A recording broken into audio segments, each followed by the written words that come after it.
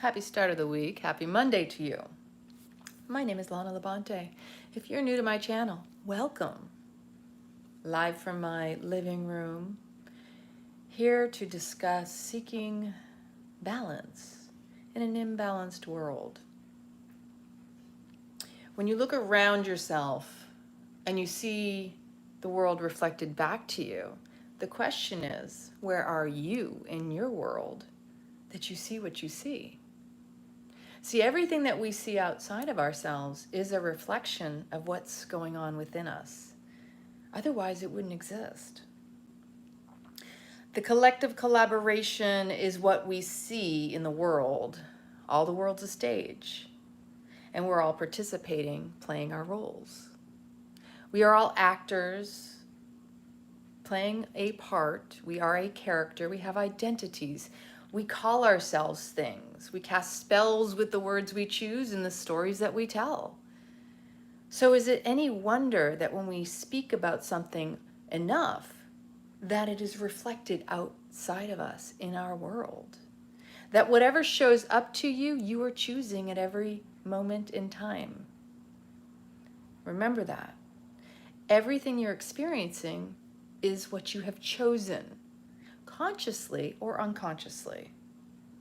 Which means even the things that feel challenging, something within you has stirred it and attracted it, brought it to you for your growth and evolution. An opportunity served up as you commanded. Again, it's either conscious or unconscious. Vibration, energy, like attracts like.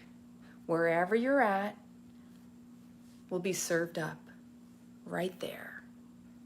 Wherever you're at, you have to recognize and honor that what is showing up to you is designed explicitly and perfectly just for you. That person that sets you off, cuts you off in traffic, that family member that gets on your last nerve, that child that you can't seem to calm down, all from within you, displayed outside of you. There are several ways to approach life. You can be conscious of what's going on within you, or you can be stirred through what's going on around you. That the balance within us is reflected inside and out. So if we feel calm and centered and grounded, then that is what will be reflected outside of us. If there is any notion of imbalance within you, it will come up outside of you. If you are in crisis and turmoil and, oh, woe is me, the victimhood mentality, that will be served right back at you. You will attract more of that because that's where you're at. When you are in this grounding, physically present in the moment, the gift of the now, you will become more cognizant of the thoughts that you think, the story that's created, and how the dots connect. There is nothing that isn't connected. So when things unfold around you and you want to label, judge, place blame, or point fingers, there's always those three that are coming right back at you, because it's trying to remind you it began with you. Everything we experience is exactly what we need. It is never too much or too little. It's designed that way. Life is this amazing melange of experiences, vast sensory input, what we see, what we smell, what we taste, what we touch, what we hear. All of this we take in. The palate, the variety of flavors, colors, sensations. Are you present to it? Because even that which you can claim that you like or you dislike, because our minds typically will go for what we dislike, and attract that. The contrast, again, life is about polarity. It's duality. Without the contrast, you wouldn't know this from that. You wouldn't know what you liked based off of the dislike. You need it all. Because the victim needs the perpetrator needs the victim. The villain needs the hero, and the hero needs the villain. Without this or that, you wouldn't have this dance, this divine comedy. And there is humor in it when you notice the nuances, the way that things are happening, aren't happening to you, you're just experiencing it all. Life is a series of experiences, ebbs and flows, ups and downs, ins and outs. We are riding the wave. You cannot have pain without pleasure and pleasure without pain. And without the discomfort, how would you grow? Because it's when you're outside of your comfort zone, when you're in the most pain, you're actually going through the metamorphosis. This is when you're growing. This is when change is really happening.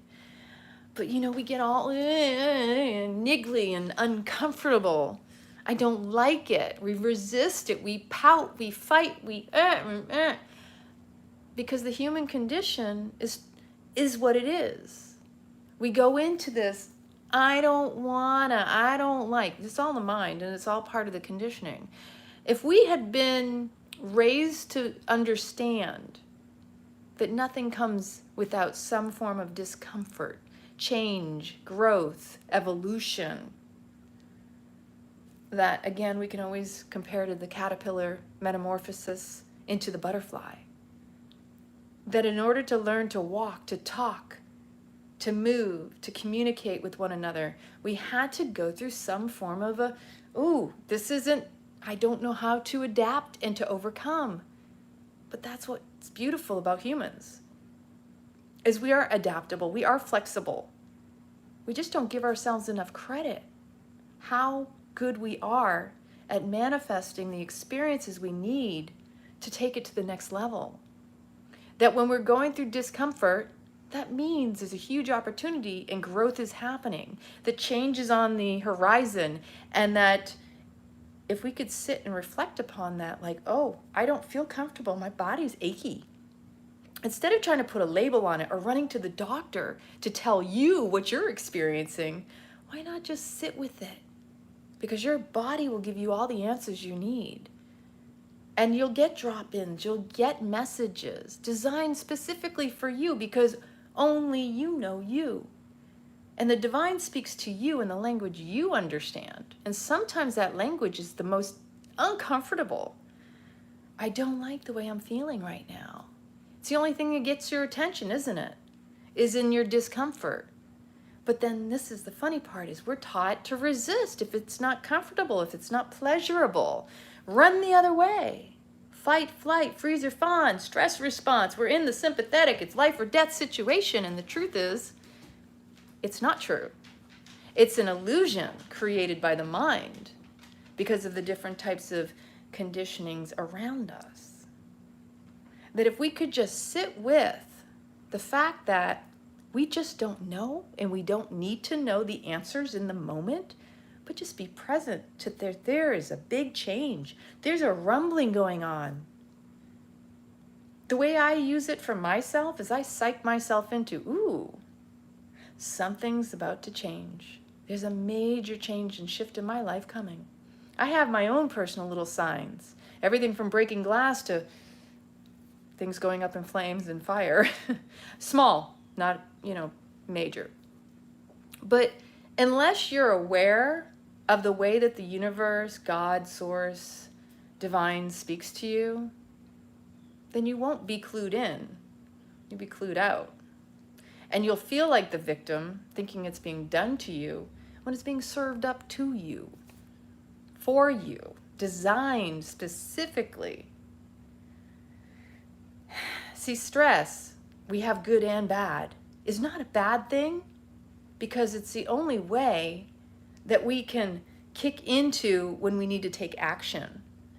The question is for most people is whether or not that action is coming from a place of fear, or if you are able to discern when you need to respond as opposed to react, because reaction means you're emotional. When we are triggered, when we're upset, that is the last time, the one time you should not try to react or get upset is when you get emotional.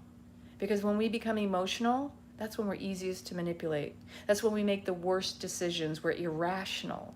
When you're irrational, when you're emotional, you're irrational. When you're irrational, that you should take a break. That is when you're in the sympathetic nervous system. It's the fight, flight, freeze, or fawn. It's the limbic mammalian animal brain that thinks there's a life or death threat to it.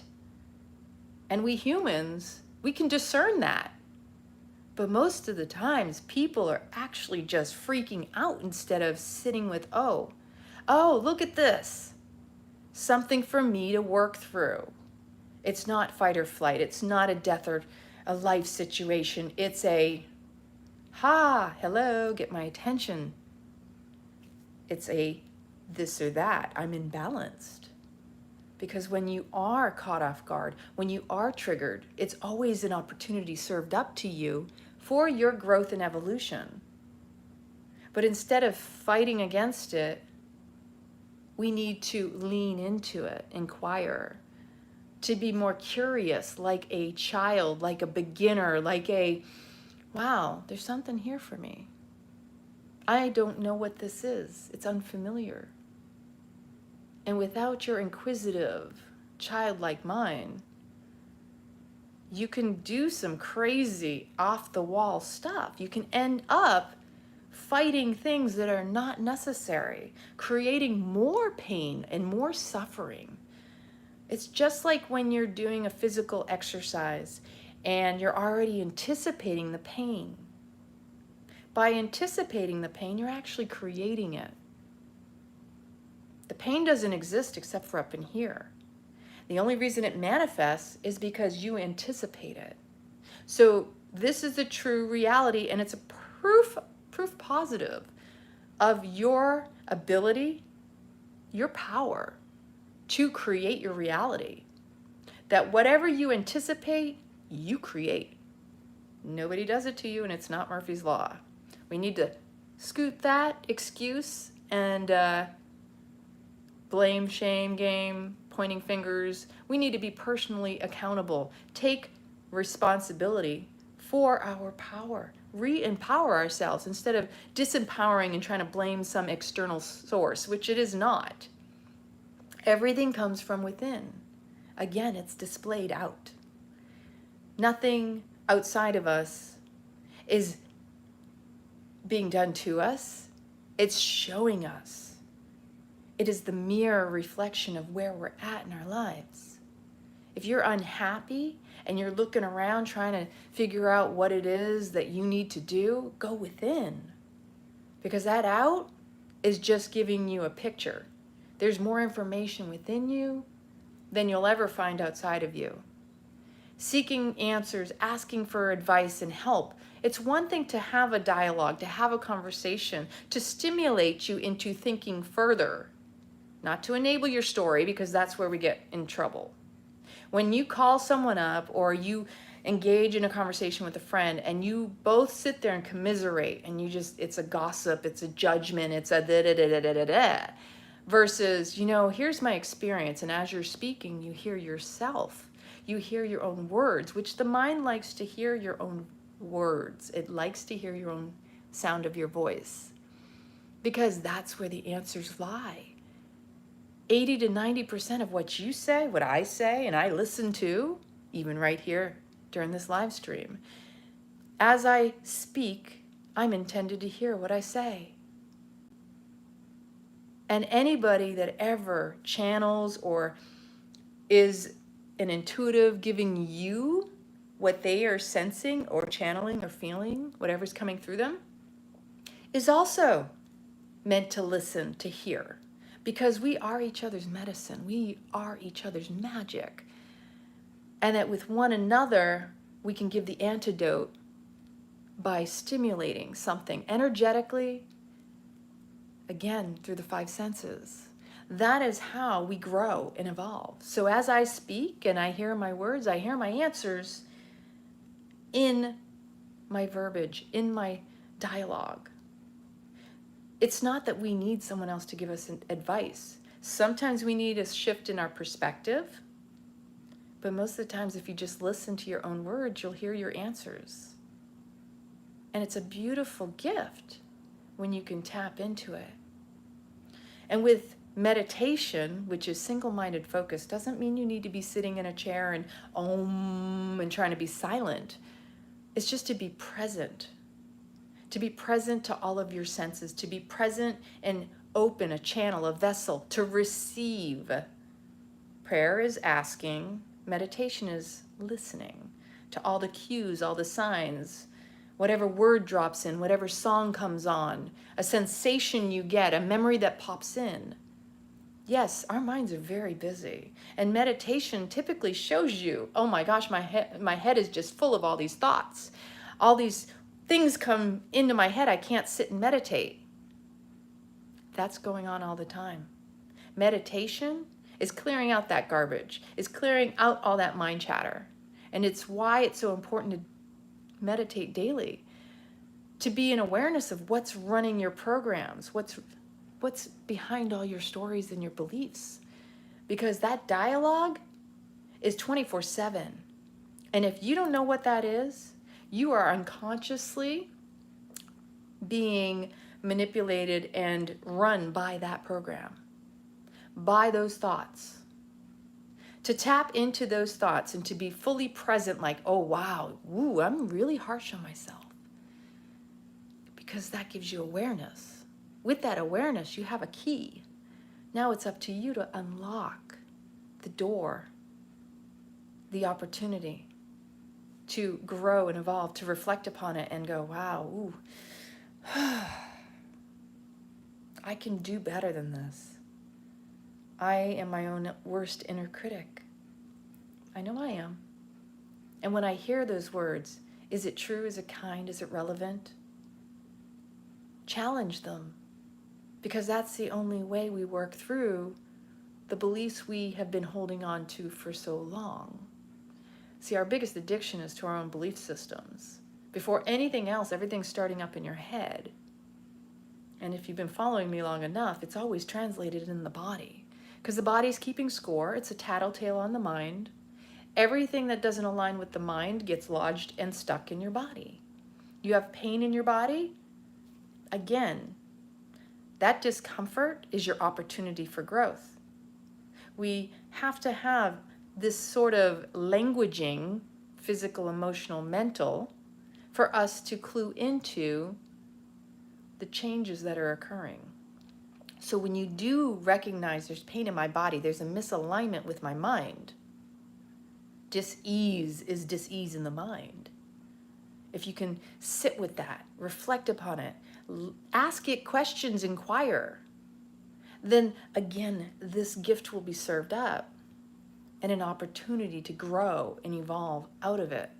Or just the awareness that, wow, I'm going through pain, something is changing in my life.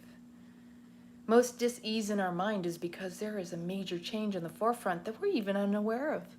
Because again, energetically, we don't know what's coming, but we subtly feel it because we have a subtle body, we have a magnetic field. The stronger they are, the more you build up your aura. These are different fields of your body. These are different bodies. We have 10 bodies, 11 actually, but anyway. We have the subtle body, we have the magnetic field and the auric body, and we are spidey senses on top of the 5 senses. When you are tapped into all 5 of your senses and you have a strong nervous system, strong breath, that builds up. See, because the breath is the same center as the heart chakra, the lungs and the heart in the same place. And then you have your navel center, which is your willpower. Your courage is in your thighs. It's all connected. You can't separate any of it. But the stronger you are, the more grounded you are into the earth, the more you become an antenna to draw it in all those experiences you desire, all that you're here to do. But the less grounded you are, the weaker your field, the more shrinking, smaller you feel, then you attract the scattered energies that are just kind of hanging out, and they catch you off guard, and they drop these thoughts that aren't even yours. You pick up on lower vibrations and frequencies. The stronger you are, you push out what does not belong or serve your frequency. The weaker you are, it's like Pigpen, if you remember. Pigpen from the Peanuts, or from the Flintstones, the 𝑦𝒍𝒄𝒉𝒆𝒎𝒊𝒏𝒈. You know, they walk around and they have this dust cloud. Those are weaker systems. That's when you know, if things just keep coming at you, check your mind, check your beliefs, your stories, your thoughts. Because mindset is everything, and that's your main attractor. When you know that your mind is already on a negative roll and it's spinning out of control, you'll also notice how you're playing a victim, and then when one thing happens, oh my God, this is happening, and you become frenetic. That frenetic energy creates more. It draws in more. And where attention goes, energy flows. So the more you're focused on what's not working, the more you're drawing more of that in. If you're someone who's always on the defense, which I used to be, you're going to find people and things coming at you to attack you. But when you're in your full awareness that, hey, I'm solid, I'm good. It's not personal. I'm not going to take it personal. I'm not going to make it personal. I'm not going to make it about me, situations that come at you. You're just going to hold steady and just know your truth.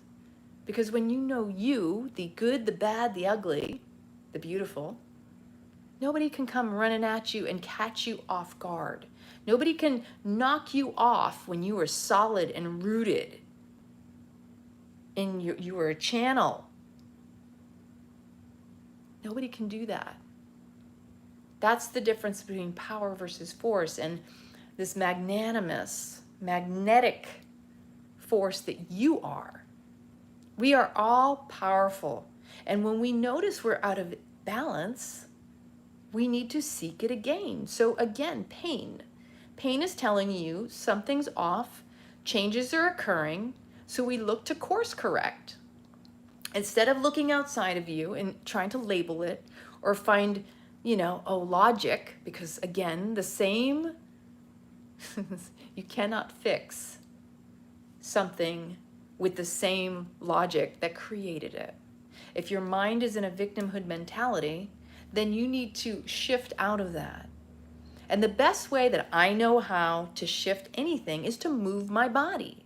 Because the body is a way to rewire, to repattern the neural pathways in the brain, to calibrate balancing those hemispheres, left, right. You get outside, you walk, you shake it out, you dance in your kitchen like I like to do.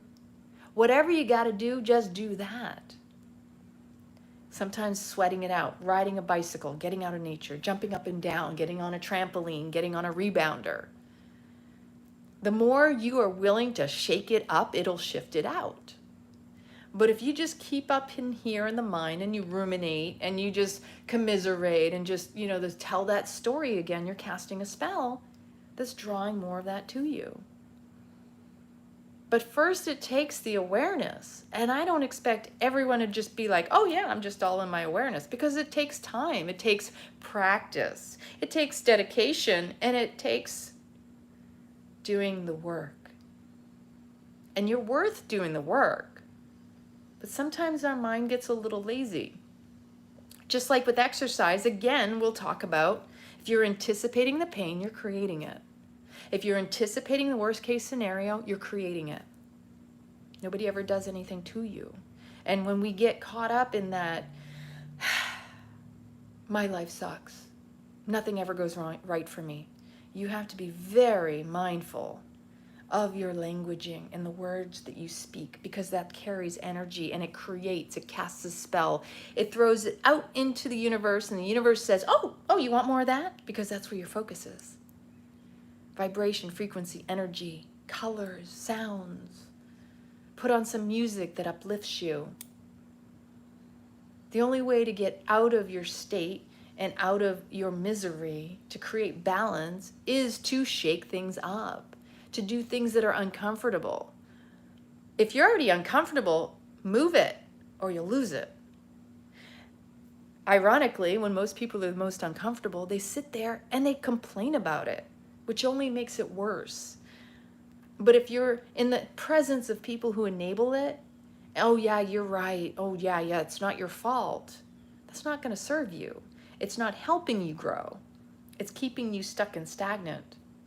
So you have to seek out or be willing to have people who are going to poke and provoke you out of your misery, out of your victimhood mentality. You have to seek out people who want you to grow and evolve, who are willing to shine light on your shit even when you don't want to hear it or see it. If you're unwilling to face something, past, present, or future, you will continue to repeat it. It will show back up in your life numerous times for you to ask, did you learn the lesson yet? See, I was reminded the other day about an old boyfriend I had when I was first in the Air Force. I lived in Omaha, Nebraska. I was living in the dorms, and this is when I did my first multi-level marketing, network marketing. It's called New Ways. They had something called Skinny Dep. I don't even think nobody out there probably knows what I'm talking about. But basically it was this cream you put on your legs and you wrapped this cellophane around it, and it was supposed to squeeze it up, tighten it up, and you were supposed to lose all this fat. Okay.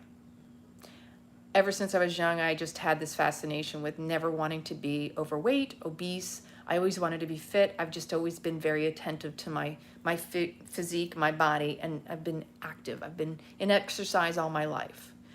And the one thing I really was excited about with this company wasn't just that. It's when I learned that your skin is your largest living, breathing organ. So different chemicals that you put on your skin causes it to suffocate. I also learned about different supplements and just amazing ingredients that are in cosmetics that are toxic. And this was when I was 19. So I was so exuberant, so enthusiastic, excited to share this information because it wasn't really spoken about back then. This was in the 90s. This was probably 1993 or 94. So I'm in the cafeteria with my boyfriend and some friends, and I'm all excited, and I'm sharing these products, and my boyfriend jokes around and he says, "It's got propylene glycol in it," and he's teasing me. And my heart sunk because this is somebody who supposedly loves me. So of course I want the person who claims to love me to support me, not to embarrass me or to belittle or degrade or pick on. It was not kind. Because for me, I would want to uplift somebody who's enthusiastic and excited about what they're doing. That's how I was raised, and that's how I go through life, is I want everybody to thrive. So with this story, I didn't say anything at the time. I was a little dismayed and a little bit like heart sunk. But when we went back to the dormitories, and I got upset. I said, "I didn't think that was very nice.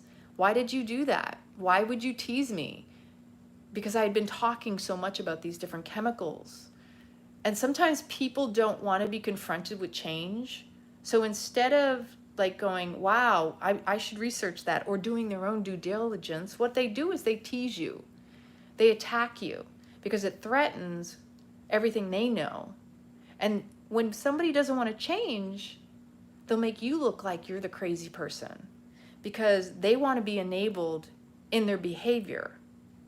Now that's a side note, because that's another thing I learned back then, that a lot of times when you are willing to go through change and you are open-minded, sometimes you have people around you that aren't so open-minded or willing to see beyond what their peripheral and their short-sightedness will allow. See, people have to be willing to see beyond their own veils and peel away to reveal their own truth, to see any other truths outside of them.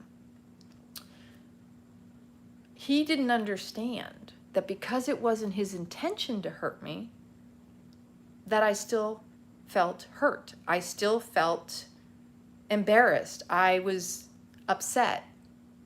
And this is cognitive dissonance at its most basic level. That what he demonstrated to me was this mindset that because his intention, he didn't think it was a bad thing that he said what he said or the way he behaved toward me.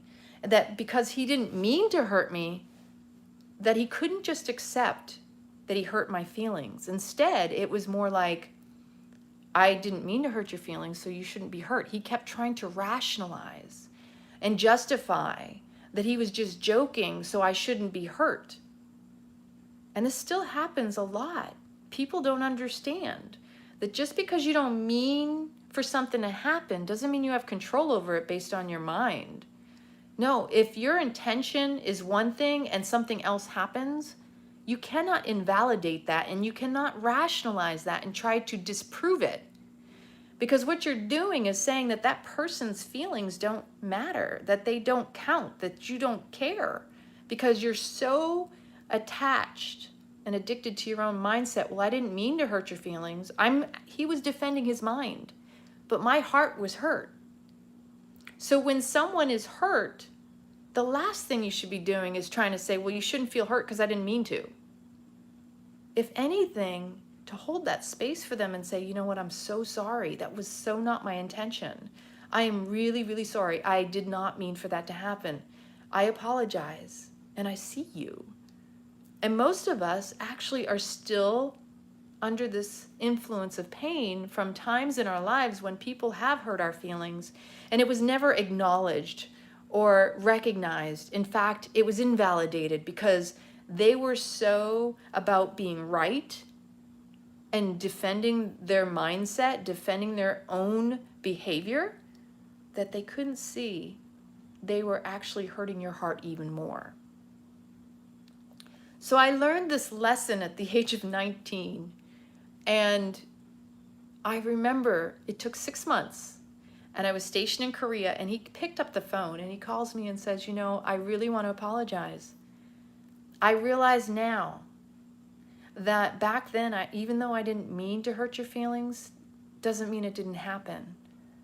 And even if it wasn't my intention, I'm sorry that I didn't see that you were still hurt. Now, I've always been a little bit of a facetious wise ass, fiery.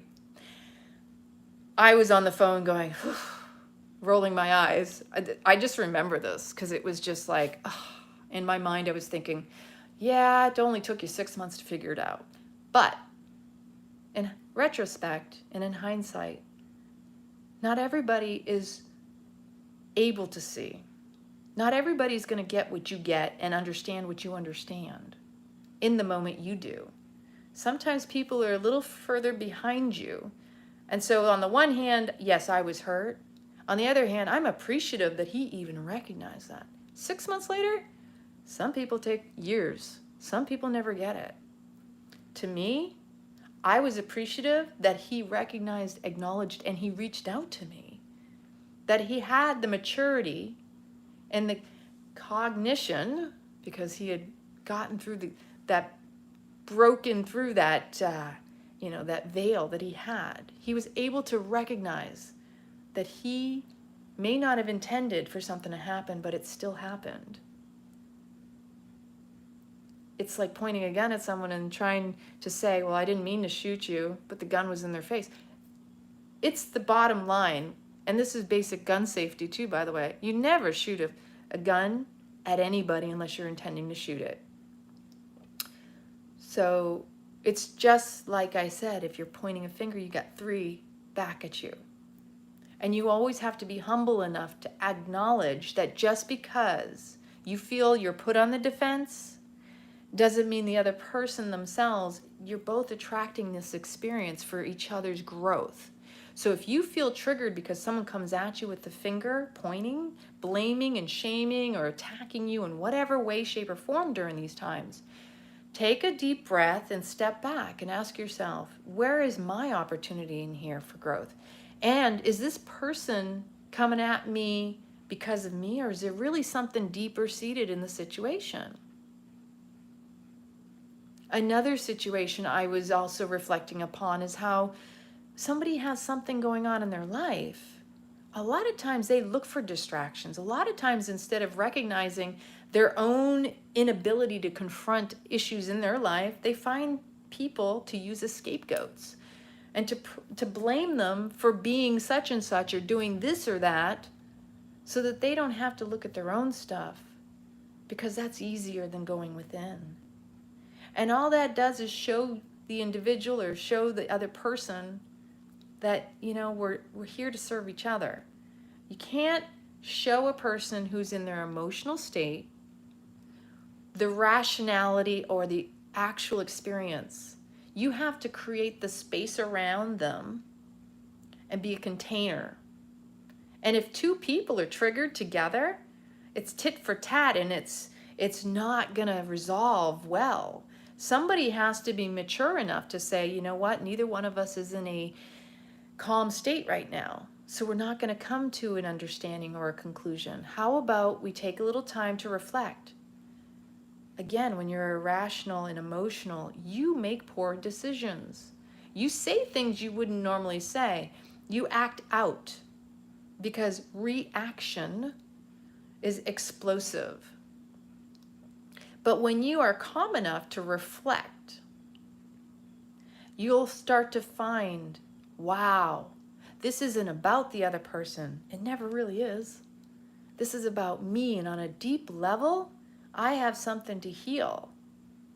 Again, imbalance is seeking balance. This is just part of the game of life, duality.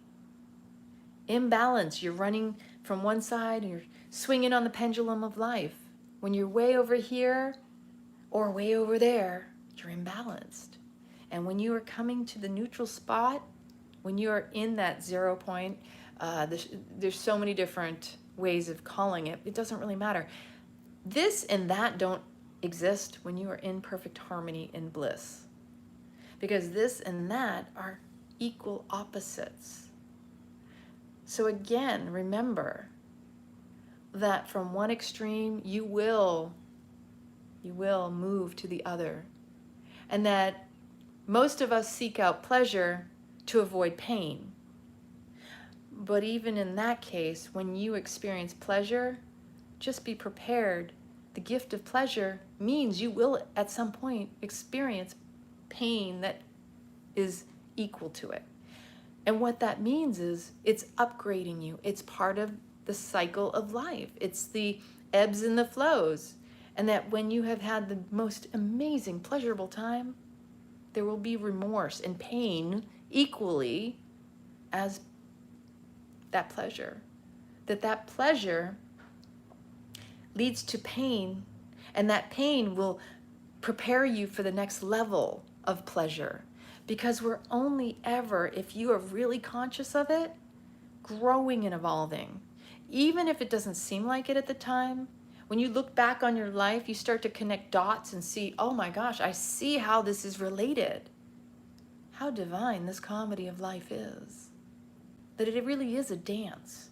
And it's up to us to move with the rhythms, to move with the flow, and just be, just go as you feel. Because it is about feeling. It is not about thinking into what you want. It really is what aligns with me, because the feeling is where the truth is. And the feeling is what is. You are. That's what balance is all about. Is just being good with where you're at. And even if you don't have what you claim to want, don't dismiss and think it's not coming. You wouldn't even want it if it wasn't within your reach. And so remember that all of these experiences you go through in life are not who you are. They're a reflection of where you're at. And all they're doing is preparing you for the next level, your evolution. While you're growing, you're evolving and leveling up at every stage. So again, remember, life never gives you more than you can handle. And it's in the discomfort that you grow the most.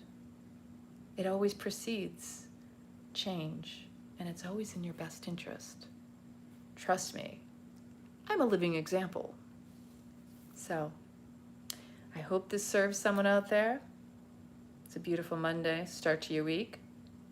Whenever you're feeling pain, just lean into that and go, ooh, this is leading into something.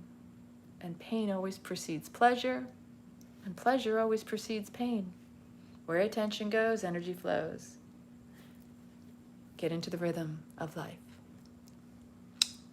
Love you.